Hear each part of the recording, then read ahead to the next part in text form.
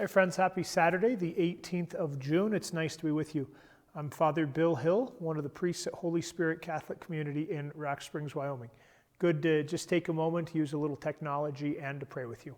For those of you who work regular work weeks, I hope that today is a day of rest and recreation. Not just shifting gears and working for yourself harder than ever, but indeed truly resting as the creature of God that you are. Hey, we are working through our readings. We have a brief pause in the second book of Chronicles and then a continuation of Matthew's Gospel. Second book of Chronicles, we hear a terrible story of the killing of a man who is prophesying, because he's prophesying, calling the house of Israel to turn away from their sins and to turn away from the struggles that, or the temptations that they had been falling to, and especially, the worshiping of foreign gods.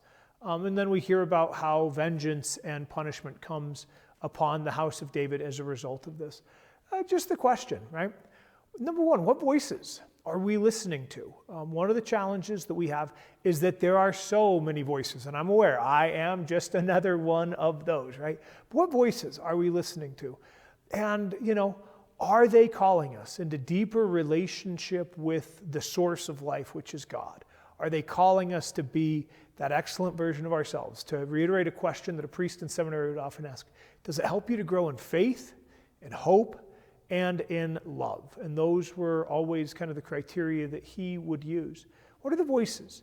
And then how are you being challenged? How are you being called to be closer to God, to be greater than you are, to be more completely alive than you have been?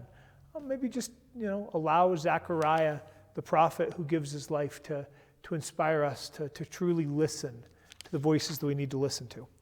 The gospel, a favorite passage in Matthew's gospel, one that many Christians have found wonderful piety in, with the birds of the air and the lilies of the field. And just this wonderful teaching of don't be anxious. Trust that God is caring for everything. And as I read this, I was mindful that there are some Christians who are called to take this as literally and seriously as they can. They renounce all worldly possessions. They might have one set of garments, a habit. They might not ever have, romantic relationships or get married. Lots of times people will enter into religious houses and, become monks or brothers or sisters or nuns. But sometimes people don't. There are other ways to live this. But some of us as Christians are called to live this completely seriously, or literally or completely. And then others of us are called to use this as a guiding principle, right? To hear the teachings of Jesus, knowing that we still have to worry about tomorrow. We still have to, make sure that repairs are done and investments are made and that our bosses are happy with us and all that stuff. But still to live with one foot in the world, knowing that God is taking care of absolutely everything.